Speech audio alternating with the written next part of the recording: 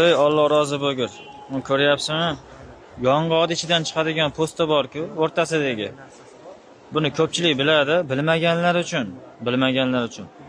Buqoqqa qarshi xususiyati bor buni. Buqoqning davosi bu. O'rtoqlar, buqoqning davosi. 10 dona olasiz mana shundan. 10 dona olib 1 litr suvda 10-15 minut qaynatib, 10-15 minut. Kun davomida ichsangiz, xudo xolasa, kami 10 kun, ko'pi 20 kun. Ichib ko'rasizda, so'rilishi, qaytishi, undan tashqari davo bo'lishi uchun yetarli muddat. Eng qizig'i zarari yo'q. Tabiiy ne'mat do'stlarim. Marhamat, tabobat yo'li bilan arzon, nihoyat sharoitingiz ko'taradi. Uy sharoitida. Pulingiz yetmayotgan bo'lsa, mana shundan oling, mana shunda bir siqim oling mana. Uyingizga olib borib qo'ying. Yong'oqni tashlab yubormang, ichidan olib uyingizda tursin. Ko'zga ko'rinmagan davo do'stlarim, shifo bo'lsin. Kasal bo'lmanglar.